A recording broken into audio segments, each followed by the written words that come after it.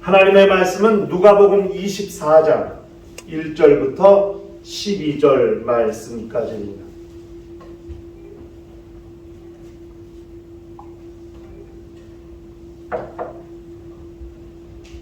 누가복음 24장 1절부터 12절 말씀까지 찾으셨으면 한 절 한 절씩 교독을 하도록 하시겠습니다. 안식 후 첫날 새벽에 이 여자들이 그 준비한 향품을 가지고 무덤에 가서 돌이 무덤에서 굴려 옮겨진 것을 보고 들어가니 주 예수의 시체가 보이지 아니하더라. 이로 인하여 근심할 때에 문득 찬란한 옷을 입은 두 사람이 곁에 섰느니라. 여자들이 두려워 얼굴을 땅에 대미 두 사람이 이르되 어찌하여 살아있는 자를 죽은 자 가운데서 찾느냐? 여기 계시지 않고 살아나셨느니라. 갈릴리에 계실 때에 너희에게 어떻게 말씀하셨는지를 기억하라. 이르시기를 인자가 죄인의 손에 넘겨져 십자가에 못 박히고 제3일에 다시 살아나야 하리라 하셨느니라 한데 그들이 예수의 말씀을 기억하고 무덤에서 돌아가 이 모든 것을 11사도와 다른 모든 이에게 알리니 이 여자들은 막달라 마리아와 요한나와 야고보의 모친 마리아라 또 그들과 함께한 다른 여자들도 이것을 사도들에게 알리니라. 사도들은 그들의 말이 허탄한 듯이 들려 믿지 아니하나 베드로는 이더라 무덤에 달려가서 구부려 들여다보니 세마포만 보이는지라 그 된 일을 놀랍게 여기며 집으로 돌아가니라. 아멘.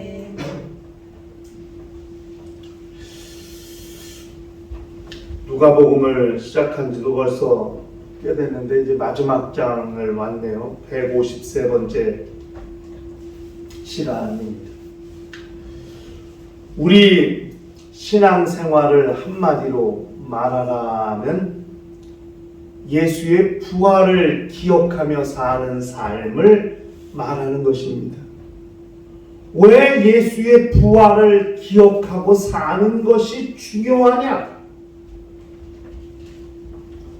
그 다음은 우리 차례이기 때문입니다. 이미 고린도전서 15장 20절부터 말씀했어요. 그러나 이제 그리스도께서 죽은 자 가운데서 다시 살아나 잠자는 자들의 첫 열매가 되셨도다. 사망이 한 사람으로 말미암았으니 죽은 자의 부활도 한 사람으로 말미암는도다.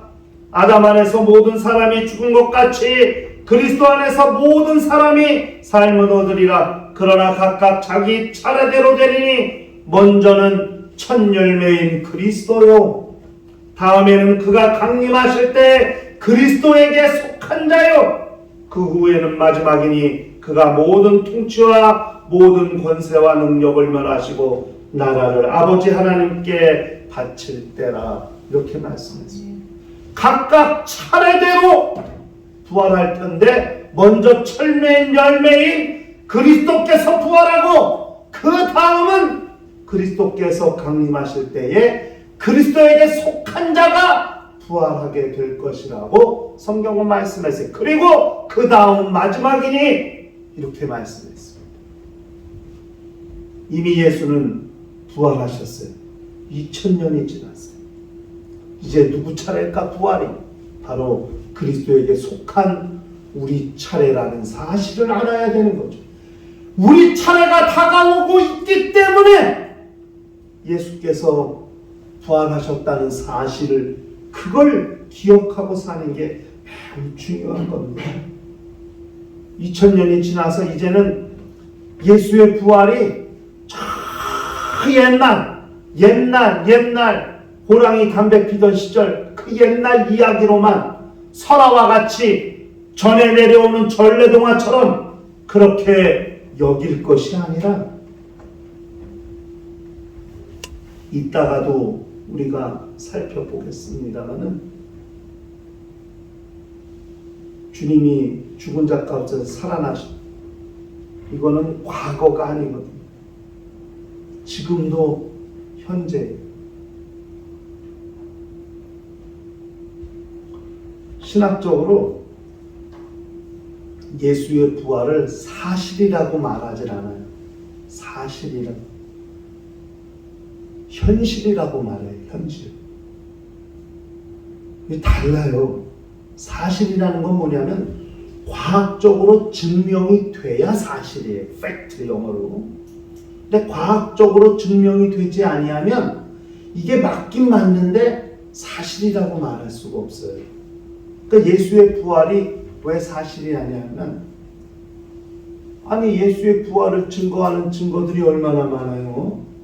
이 지금 성경도 여기 왜 여자들의 이름을 실명을 이렇게 기록한 줄 아세요? 예수께서 부활하셨다는 걸 눈으로 목격한 목격자들이 있다는 것을 말해주는 거거든요. 율법도 두세 증인을 위하여 공변된 보험을 얻는다는 거예요.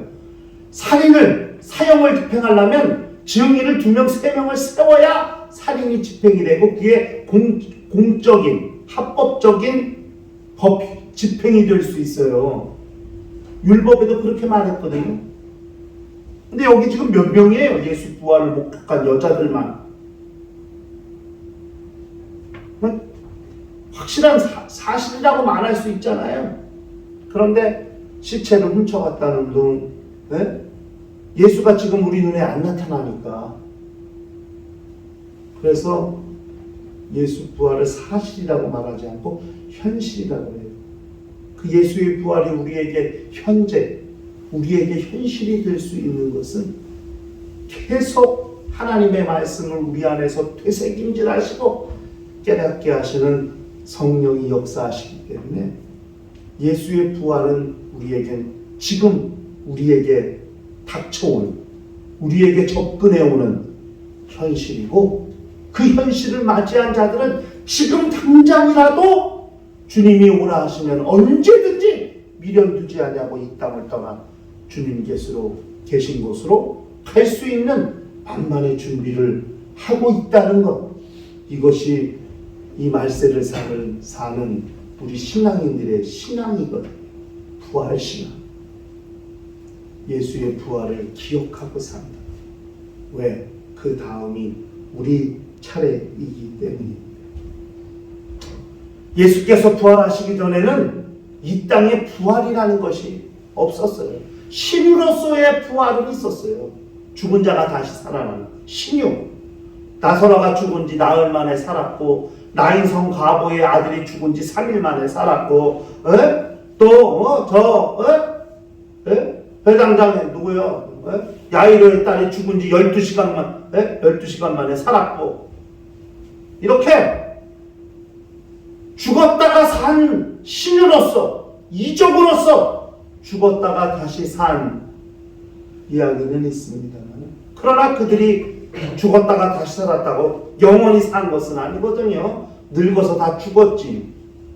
근데 예수는 죽은 지 3일 만에 부활하셨고, 부활하신 다음에 40일 만에 하늘로 올라가셨고, 당신이 하늘로 올라가셨다는 것을 증거하기 위해서 당신이 말씀하신 대로 성령을 보내주셨고, 열흘 만에 예수께서 하늘에 오르신 지 열흘 만에, 정확히 말하면 예수께서 부활하신 지 50일 만에 이 땅에 성령이 임하셨어요. 성령이 임하셨다는 것은 예수가 하늘로 가셨다는 것을 증거해 주는 것이기 때문에, 성령이 눈에 보이시지 아니하고 우리 눈으로 나타나지 않아서 과학적으로 증명할 수 없기 때문에 예수의 부활을 사실이라고 말할 수는 없어도, 성령이 지금도 예수가 하늘에 계시다는 것을 우리 안에서 역사해 주시기 때문에 예수의 부활은 우리에게 언제나 현실이 되는 겁니다. 예수께서 부활이라는 길을 열어주셨어요. 그래서 예수가 첫 번째, 첫 열매예요. 부활의 그 길을 열어주셨기 때문입니다. 그렇기 때문에 예수께서 열어주시고 만들어 놓으신 그 길을 따라 우리도 부활에 이를 수 있다는, 부활에 이르러야 한다는 그 부활 신앙을 가지고 살게 되는 것이죠. 오늘 우리가 읽은 이 성경 누가복음 24장 1절부터 12절 말씀이 바로 예수의 부활을 기록하고 있는 내용이기 때문에 이것이 우리가 아주 중요하게 생각해야 될 성경 본문이라는 것을 알아야 됩니다. 성경 본문 누가복음 24장 1절부터 12절까지 기록된 본문의 내용을 중심으로 부활이 어떤 것인가, 그 부활에 대해서 우리가 확인하면서 나도 부활의 첫 열매 되신 예수 그리스도 안에 있어 첫째 부활에 참여하는 성도가 되리라 다시 한번 다짐하고 결단하는 시간이 되었으면 좋겠습니다. 부활이 뭐냐? 오늘 본문에 부활에 대해서 뭐라고 말씀하고 있냐면, 부활은 첫째, 죽은 시체가 보이지 않아야 부활입니다. 적어도 예수의 부활은 죽은 시체가 보이지 않아야 돼요. 물론 저 산에 들인 공회 회원들이 그렇게 소문을 냈어요. 마태복음 28장에 12절 이하에 그들이 장로들과 함께 모여 의논하고 군인들에게 돈을 많이 주며 이르되 너희는 말하기를 그의 제자들이 밤에 와서 우리가 잘 때에 그를 도둑질하여 갔다. 만일 이 말이 총독에게 들면 우리가 권하여 너희로 근심하지 않게 하리라니 군인들이 돈을 받고 가르친 대로 행하였으니 이 말이 오늘날까지 유대인 가운데 두루 퍼지니라. 말이 안 되는 거거든요. 군인들이 보초 쓰다가 잤다고 그거 무지막지한 돌을 굴리는데 그걸 못 들었다고? 말이 안 되는 말이거든요 이게. 우리가 지난 시간에 아리마대 요셉이 자기 무덤에 장사한 다음에 무덤 입구를 돌로 막았다고 그랬거든요. 그 사람이 한 명이 움직이게 돌을, 그게 쉽지 않거든요. 여러분, 저는 성지 가서 무덤을 봤어요, 직접. 거기 무덤이 많아요.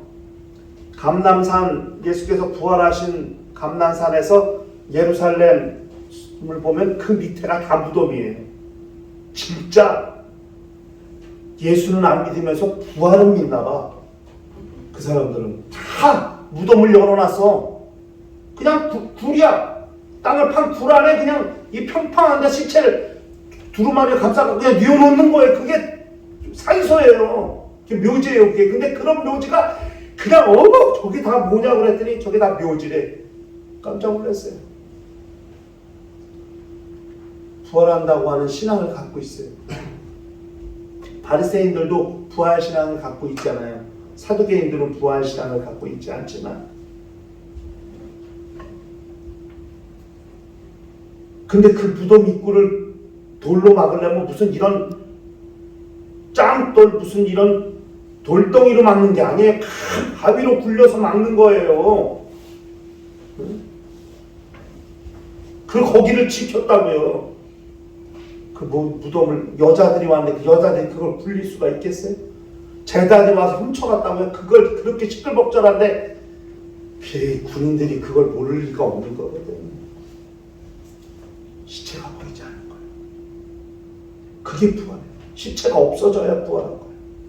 근데 예수의 육체는 썩어질 육체가 아니거든요.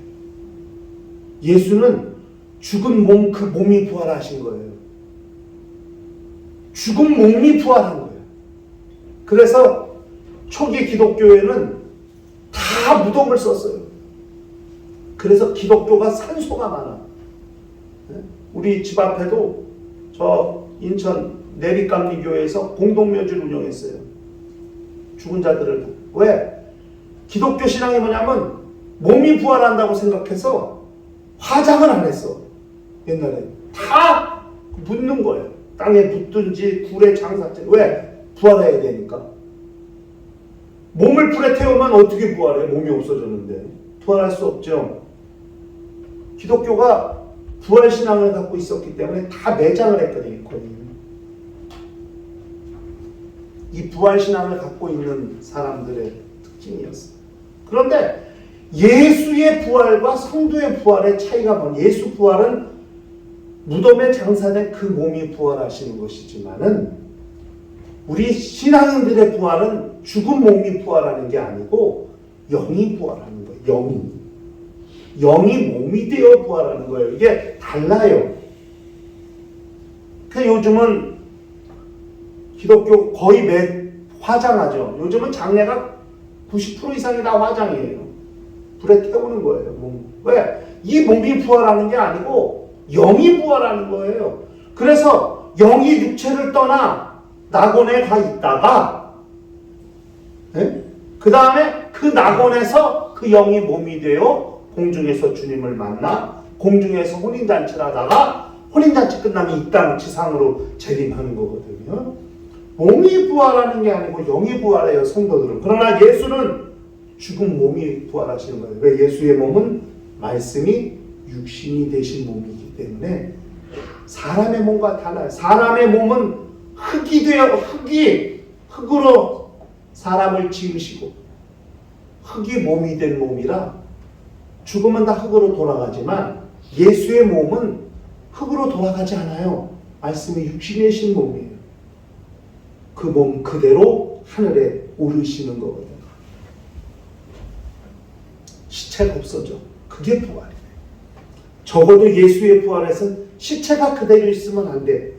예수의 부활은 시체가 없어져야 돼. 무덤에서. 그것이 부활한 반증이 되는 거예요. 부활하셨다는 증거가 되는 거예요. 이게 매우 중요한 내용이라는 사실을 잘 알아야 돼요. 예수의 부활과 성도의 부활의 차이. 예수의 부활은 몸의 부활, 성도의 부활은 영의 부활. 답니다. 그래서 고린도전서 15장에 42절부터 그렇게 말씀했거든요. 죽은 자의 부활도 그와 같으니 썩을 것으로 심고 썩지 아니할 것으로 다시 살며 욕된 것으로 씹고 영광스러운 것으로 다시 살아나며 약한 것으로 심고 강한 것으로 다시 살아나며 육의 몸으로 심고 신령한 몸으로 다시 살아나나니 육의 몸이 있은즉 또 영의 몸도 있니. 육의 몸, 썩어질 몸으로 땅에 심고 죽고 그 다음에 신령한 몸으로 다시 산다. 그 몸이 사는 게 아니에요. 영이 몸이 되어 사는 겁니다. 그것이 다르다는 사실을 알아야 됩니다. 예수의 부활은 예수의 시체가 보이지 않아야 예수가 부활했다는 걸 말해주는 거예요. 두 번째는 부활은 뭐냐면 죽은 자들 가운데서 찾지 않는 게 부활이에요. 5절 본문 5절에 천사들이 왜 살아있는 자를 죽은 자들 가운데서 찾느냐 이렇게 말했어요. 그렇게 말했죠? 본문 5절에 그렇게 말했죠? 네? 어찌하여 살아있는 자를 죽은 자 가운데서 찾느냐? 여기 살아있는 이라는 말, 이게 현재예요. 항상 부활은 현재예요. 예수께서 부활하 살아계시다. 지금도 살아계신 거예요. 어제나 오늘이나 영원토록 동일하시고 영원토록 살아계신 거예요. 항상 현재예요, 부활은. 그리고 왜 죽은 자 가운데서 찾느냐 할 때 이 가운데라는 말에 우리가 관심을 가져야 돼요. 가운데라는 말이 헬라어로 메타라는 말이에요. 메타. 요즘 뭐 메타버스, 뭐 메타기업, 메타라는 말이 많이 나오죠. 이런 뭐 SNS 기업도 메타라는 말을 쓰기도 하고, 이게 헬라어에서 난 말이, 이게 메타라는 말이 함께라는 뜻이에요. 근데 전혀 본질이 달라. 전혀 성질이 다른 두 개가 같이 있을 때를 메타라고 해요. 그러니까 예수는 죽으셨지만 부활하셨죠? 다른 사람은 죽었죠? 전혀 다른 거예요.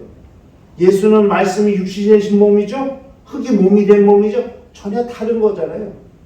이 전혀 다른 것이 같이 있을 때 이걸 메타라고 해요.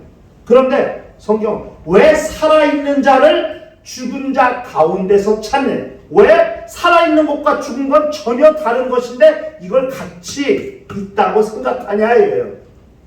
예수는 살아나셨다. 이렇게 성경은 이야기하고 있습니다. 예수는 죽은 자 가운데 같이 계실 수 없는 분이에요. 죽은 자들과 매타하실 수 없는 분이에요. 왜? 그분은 살아나셨고 부활하셨기 때문입니다. 그러므로 그분을 죽은 자 가운데서 찾지 않아야 돼. 부활은 뭐냐? 죽은 자 가운데서 그 사람을 찾지 않는 게 부활이에요. 왜 찾지 않죠? 부활했기 때문에. 이게 아주 매우 중요한 신앙 관점이에요. 부활신앙은 죽은 자를 죽은 자로 여기지 않는 거예요. 이게 매우 중요한 신앙이에요.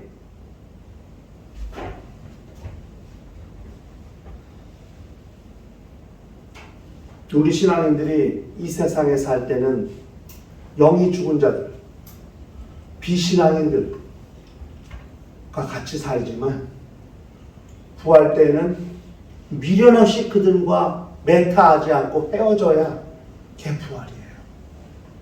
이 세상에 미련 둘 게 없어요. 예수께서 오라 하시라면 일하던 거 다 놓고 은행에서 돈다발을 그냥 이렇게 안고 돈을 쓰고 있다가도 다 내버려두고 주님 부르시면 가야 돼요. 직장에서 볼펜 잡고 컴퓨터 앞에서 일하다가도 학교에서 공부하다가도 주 예수 오셔서 누구야 오라 할 땐 다 놓고 가야 돼요. 주님 나 이거 5분만 좀 기다려주시면 안 돼요? 나 이거 다 마무리가 무슨 의미가 있어요? 이제 끝입니다. 주님 나 지금 돈 엄청 많이 주머니에서 이렇게 다 쓰고 갔으면 좋겠는데 이게 아무 의미가 없는 거예요. 돈이고 재산이고 물질이고 뭐 다 놓고 가야 하는 거예요. 왜? 부활은 죽은 자 가운데 있지 않는 거예요. 그게 부활이에요. 죽은 자들과 같이 있지 않는 것, 함께 있지 않는 것, 그게 부활이에요. 우리의 신앙은 언제든지 이 세상을 떠나 주님 계신 곳을 향해 갈 수 있겠다. 가야 한다. 꼭 간다. 이렇게 생각하고 사는 것이 신앙생활이라는 것을 잘 알아야 됩니다. 아쉬워할 필요 없어요. 섭섭해할 필요 없어요. 미련 둘 필요 없어요. 죽은 자들과 같이 있지 아니하고 나오는 거예요. 네? 죽은 지 4일이나 된 나사로를 향하여 주님이 나사로 나오니까 이걸 동인체로 무덤에서 뛰어나왔잖아요. 네? 나사로는 죽은 지 4일이 지났어도 나사로 무덤에서 나오라고 그러니까 그 다 배로 동인체로 뛰어나왔잖아요. 부활이에요. 죽은 자들과 같이 있지 않는 것, 이게 부활이에요. 우리가 육체가 있을 때 주 예수 재림하시기 전에는 이 세상에 불신자들과 다 섞여 살지만은 부활 때에는 확 구별이 되는 거예요. 내가 있어야 할 곳이 어딘가? 내가 가야 할 곳이 어딘가? 내가 소망을 두어야 될 곳이 어딘가? 주님 계신 곳이라는 사실을 아는 거죠. 이게 진정한 부활 신앙이라는 것을 기억할 필요가 있습니다. 그렇기 때문에 로마서 6장 11절에 매우 중요한 말씀인데 이와 같이 너희도 너희 자신을 죄에 대하여는 죽은 자요 그리스도 예수 안에서 하나님께 대하여는 살아있는 자로 여길지 내가 비록 이 땅에 육체를 가지고 살지만 나도 그리스도와 함께 하나님께 속하여 내 영이 살아있는 자 곧 부활에 참여한 자로 여길지어다 이렇게 성경은 말씀하고 있다는 것을 기억할 필요가 있습니다. 세 번째, 부활은 무덤에서 살아난 것을 말하는 것입니다. 여기 계시지 않고 살아나셨느니라 이렇게 성경은 말씀하고 있습니다. 여기 살아나다는 말이 원어로 에게이로라는 말입니다. 이게 여러 가지 의미가 있는데 건축하다는 것입니다. 예수께서 죽음을 이기시고 살아나신 것은 부활이라고 하는 것을 만드셨다는 거예요. 건축하셨다는 거예요. 그것을 의미하는 단어예요. 여기 계시지 아니하고 살아나셨느니라. 부활이라는 새로운 길을, 새롭고 산 길을 그가 만드셨다는 것을 말씀하는 겁니다. 우리 신앙인들에게 예수께서 건축해 놓으신 부활이라고 하는 건축은 반드시 신앙인들이 들어가야 할 공간이라는 사실을 그걸 기억할 필요가 있습니다. 그러므로 여기 계시지 않고 살아나셨느니라 라는 말씀을 부활을 경험할 수 있도록 하셨다는 선언과 같은 거거든요. 여기 계시지 않고 살아나셨느니라, 이제 그분이 부활이라는 것을 만들어 놓으셨다고 선언하는 것과 같은 거예요. 이제 예수 믿는 사람 누구라도 부활이라는 문을 통해서 저 하늘에 들어갈 수 있도록 그분이 그 길을 여시고 만드셨다는 사실을 기억할 필요가 있는 거죠. 그러므로 예수의 부활을 믿는다는 것 매우 중요하죠. 그래야 성도의 부활을 믿을 수 있기 때문입니다. 예수의 부활을 믿는다는 것, 예수께서 부활이라고 하는 길을 만드시고 문을 만드시고 그 역사를 만드셨다는 것을 믿는 것이기 때문에 이제는 나도 예수께서 만드신 부활의 길을, 예수께서 만드신 부활이라는 문을 들어갈 수 있는 존재라는 사실을 인정할 수 있게 되는 것이기 때문에 영적 생활은 예수의 부활을 믿고 사는 삶이 되는 거죠. 자연스럽게 그것은 자신의 부활, 첫째 부활에 참여할 성도가 될 수 있다는 사실을 확증하는 것이기 때문에 신앙생활은 예수의 부활을 믿고 사는 것, 이것이 우리 신앙생활의 가장 중요한 핵심이라는 사실을 우리가 기억할 필요가 있는 거예요. 모두가 다 예수의 부활을 믿고 자기가 첫째 부활에 참여할 성도라는 사실을 믿고 그렇게 온전한 영적 생활을 할 수 있어야 한다는 사실을 다시 한번 이 누가복음 24장 1절부터 12절의 말씀을 통해서 확인할 수 있게 된다는 사실을 우리가 기억할 필요가 있습니다. 마지막으로 우리 베드로전서 1장 3절부터 5절까지의 말씀을 다 같이 읽고 함께 통성으로 좀 기도할 텐데, 베드로전서 1장 3절부터 5절까지 말씀입니다. 다 같이 우리가 함께 찾으셔서 함께 읽으시면 좋겠습니다. 아니면 화면을 보셔도 돼요. 베드로전서 1장 3절부터 5절 다 같이 읽겠습니다. 시작! 우리 주 예수 그리스도의 아버지 하나님을 찬송하리로다. 그가 많으신 긍휼대로 예수 그리스도를 죽은 자 가운데서 부활하게 하심으로 말미암아 우리를 거듭나게 하사 산 소망이 있게 하시며 썩지 않고 더럽지 않고 쇠하지 아니하는 유업을 있게 하시나니 곧 너희를 위하여 하늘에 간직하신 것이라. 너희는 말세에 나타나기로 예비하신 구원을 얻기 위하여 믿음으로 말미암아 하나님의 능력으로 구하심을 받았느니라. 우리를 거듭나게 하사 산 소망이 있게 하시고 썩지 않고 더럽지 않고 쇠하지 아니하는 유업을 있게 하시나니 곧 우리를 위하여 하늘에 간직하신 것이라고 성경은 그렇게 말씀했어요. 하늘에 간직하신 것이었어요. 그분이 만들어 놓으시고 보호하시고 보관하고 계신 것이 있어요. 썩지 않고 더럽지 않고 쇠하지 아니하는 그것을 우리에게 영원히 주시기 위하여 하늘에 보존하시고 간직하시고 보호하시는 것이 있어요. 그것은 부활하여 하늘에 들어가는 자들만이 얻게 될 거예요. 그러므로 말세에 나타나기로 예비하신 구원을 얻기 위하여 첫째 부활에 참여할 사람들은 믿음으로 말미암아 하나님의 능력으로 보호하심을 받았느니라 그렇게 말씀하고 있습니다.